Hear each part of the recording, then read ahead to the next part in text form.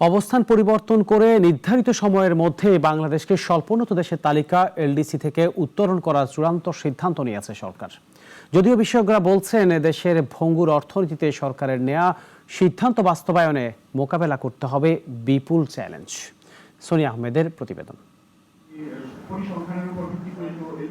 LDC থেকে বের হওয়া না হওয়া নিয়ে নানা বিতর্কের পর অবশেষে চূড়ান্ত সিদ্ধান্তে পৌঁছেছে সরকার। 2026 সালের নভেম্বরেই উন্নয়নশীল দেশ হিসেবে বিশ্বে পরিচিত হবে বাংলাদেশ।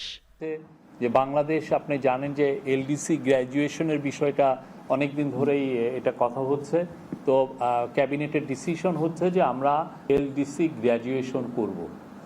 এটা আমাদের ডিসিশন, এই বিষয়ে আজকে চূড়ান্ত সিদ্ধান্ত হয়েছে। এদিকে এলডিসি থেকে উত্তরণে ব্যাপক চ্যালেঞ্জের মুখে পড়বে বাংলাদেশ। শুল্ক মুক্ত বাণিজ্য সুবিধা বন্ধ হওয়ার পাশাপাশি ওষুধ শিল্পে পড়বে বৈরী প্রভাব। তার উপর উন্নত দেশের নানা সহায়তা পাওয়া নিয়ে থাকবে শঙ্কা। দেশে চলমান ভঙ্গুর অর্থনীতি আগামী বছরের মধ্যে ঠিকঠাক করা কতটা সম্ভব তা নিয়ে রয়েছে প্রশ্ন, যে কারণে এ মুহূর্তে এলডিসি থেকে বের না হওয়ার পরামর্শ অর্থনীতিবিদের।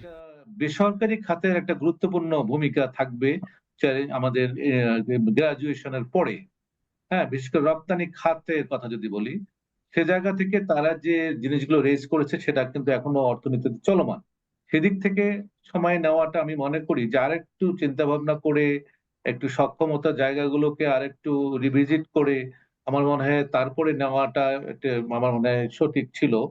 এলডিসি থেকে বের হতে মাথাপিছু আয়, মানব সম্পদ, জলবায়ু ও অর্থনৈতিক ভঙ্গুরতা, এই 3 সূচকের যোগ্যতা বাংলাদেশ অর্জন করেছিল অনেক আগেই। কিন্তু চলমান অর্থনীতির সংকট কাটিয়ে উঠতে নিতে হবে ব্যাপক চ্যালেঞ্জ। অবশ্য তা মোকাবেলায় প্রস্তুত সরকার।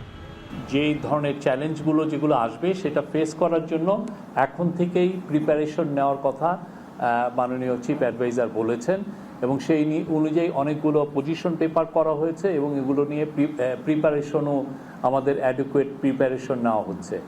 বর্তমান বিশ্বে এলডিসির আওতায় 44টি স্বল্পোন্নত দেশ রয়েছে। এর মধ্যে বাংলাদেশের মর্যাদা বৃদ্ধিতে এলডিসি থেকে বের হওয়া সুখকর হলেও এই মুহূর্তের জন্য তা কতটা বাস্তব সে সংখ্যা সংশ্লিষ্টদের। The Secretary General has just arrived in Dhaka in Bangladesh. Sania Ahmed, নাগরিক, ঢাকা। দেশ জুড়ে তোলপাড় ওয়ালটন ফ্রিজ কিনে আপনিও হয়ে যেতে পারেন মিলেনিয়ার।